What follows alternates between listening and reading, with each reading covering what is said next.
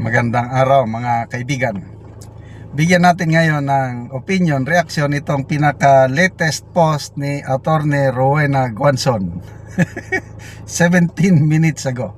Sabi niya, ako na ang aatake, mare, muah.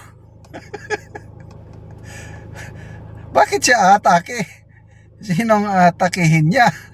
Ito, isinare niya yung pahayag ng bagong spokesperson ng OBP, Attorney Ruth Castelo. Sabi, hindi po ako mang-aatake ng ibang tao.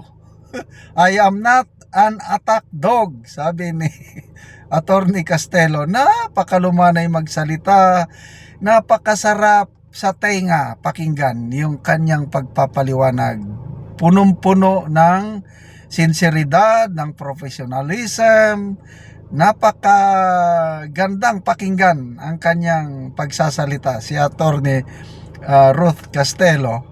Kaya nung tinanong siya ano ang marching orders ni VP Sara sa kanya, na I am not an attack dog.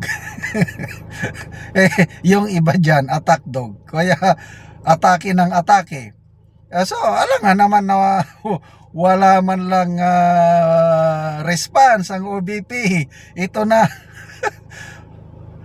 unofficial spokesperson ng OBP pa rin, si Attorney Guanzon. Nakakatawa. 17 minutes ago, ako na ang aatake, mare.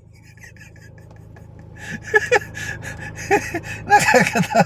Magbasa tayo sa mga comments. Paminsan-minsan lang akong mag-comment sa mga post. Kaya lang ito, nag-comment ako. Sabi ko, my salute and admiration to Attorney Rowena Guanzon. Nag-comment ako. Ito, Kipicho. Sabi niya, promise ha? Nag-respond kaagad si Attorney Guanzon. Sabi na, itabi mo ako na babanat basta walang aawat. Nakaka-good vibes itong si Attorney Guanzon talaga. Ito, Xiaowei Chen. Sabi niya, basta Ilongga, gani, kifi, wag yun kada padaog. Bernie Montes, ilista na ba namin yan, ma'am? Okay, so Nelson Yeres Kawele. Yes, Attorney Wing, ikaw na ang umatake. Okay. Napakaganda talaga itong pagpili kay Attorney Ruth Castelo. Makikita mo talaga yung klase ng leaders natin, Kasi nga yung spokesperson mo is a reflection of yourself.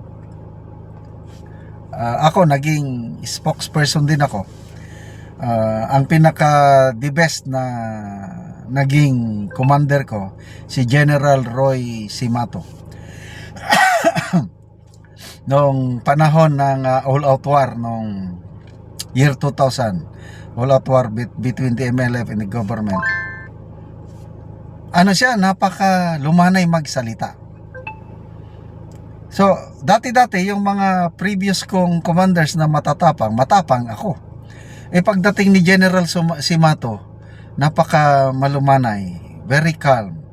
So ako na spokesperson niya, umiiwas na ako sa palaban nga salita.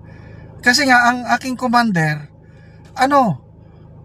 reconciliatory yung approach. Alam naman ako yung spokesperson palaban. Ganun. So may mga commander din ako na palaban. Talagang palaban din ako. Ganun na lang yan eh. Kaya dito, wise move talaga ang pagpili ng Office of the Vice President kay Attorney Ruth Castelo. Na my job is just to inform what the OBP has been doing. Basically lang ako. Support staff lang ako. No pressure whatsoever. Basta ganun ang spokesperson, yung nag-i-inform ka, na-enlighten ang citizenry. Kaya nga sinusilduhan ng taong bayan ang mga spokesperson para ang taxpayer malaman niya, ganyan palang ginagawa. Maalala ko si Karen Davila sa isang interview niya kay Jose Claire Castro. Nabanggit niya yan na bakit puros na lang atake ng Duterte, sabi ni Karen Davila na wala namang kaming naririnig na accomplishment ng gobyerno. Bakit gano? Wala, nabutata si Auntie Claire kasi nga defensive kasi masyado sila eh. Kaya na-hire siya para depensahan ang palasyo sa mga atake sa mga kapalpakan. Latest na kapalpakan, nakakatawa, yung list of drug cleared barangays nationwide, pinagmayabang 4,027 barangays cleared na. Tinanong ni Eden Santos, ano po ba ang mga barangay, kahit ilan lang, pwede bang masabi nyo? Wala siya masabi. Sabi niya, hihingin natin sa PIDEA. Nagbigay ng PIDEA ang kapal na listahan, mga ganito. Hindi man lang ni-review, hindi man lang binasa. Pagbigay ng PIDEA sa PCO, binigay din sa mga reporters. Ayun, na-booking sila. Mga blank pages naman lang ang nandun. Ngayon, binabati ko sila ng netizens. Anong sagot ng palasyo ng Ticler? Hindi ko kasalanan yan. Kasalanan ng PIDEA. You are speaking in behalf of this government, of this administration. Hindi mo kasalanan. Kasalanan ninyo lahat. Kasi napakasimple. Kung ako yung spokesperson, tinanong na ako minsan, hindi ako nakasagot. Nung dumating na yung kasagutan, ang gagawin ko talagang babasahin ko yung listahan para magmemorya ako ng kahit ilang barangay lang. Para sa susunod na may magtanong, hindi na ako nakatunganga. May sasagot ako. Ganon yun kasimple. Siya, hindi naman lang niya binasa yung listahan. Ibinigay, blanco pala. Ngayon na binabati ko sila, hugas kamay. Hindi ko kasalanan yan. PIDEA. Ganon ang style. Kasi kung ano ang leader, yun din ang nasa baba. Follow the leader, ika nga. Okay, salamat Attorney Guanzon. The unofficial spokesperson, attack. attack kung kinakailangan. Salamat sa inyong pagsubaybay mga kaibigan sa ating channel. Nakakatulong kayo ng malaki sa tribong Talandig ng Bukidnon dahil ang sweldo natin sa channel na ito is pantulong sa tribo.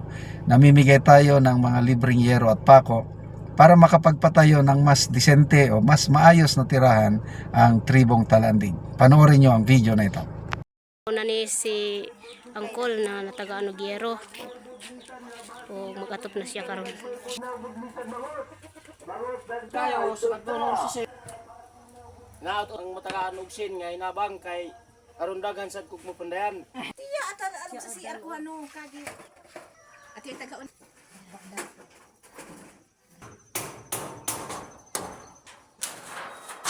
I think ko amin tag budget. Oo, sa budget tabay.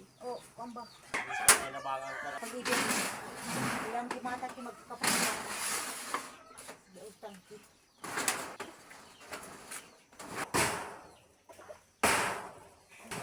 Dahil ka ito. Karon naman na gyud si Angkol sa pag-atop sa balay.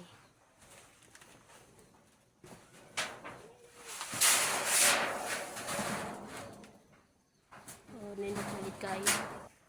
Karon ate, unsay imong masulti nga natagaan ka Giero, Linsen, Pako nga nakaatop na gid ka. Ang una nga akong gapasalamatan ang Ginoo nga gigamit niya si Sir nga ang para sa amo ang kuan parehas amo ang mga kuan way kaya nga ibalik og sin matabangan og salamat usab sa nagvideo sila nga nagtabang pod na alalay ni Sir nga kuan sila ang makita ni Sir kung kinsa gid ang tao nga natabangan ni Sir og kuan manghinaot sad ko nga daghan pa ang matabangan ni Sir nga sama nimo. Sama sa ako nga kuan nagkinahanglan og tabang. Salamat gid kaayo Sir hinaot nga ang Ginoo na ang magbalo sa imo ha magpanalangin og ilabi na usab sa gabidyo nga imong mga bade. Oo, sige te. Salamat. Salamat pod.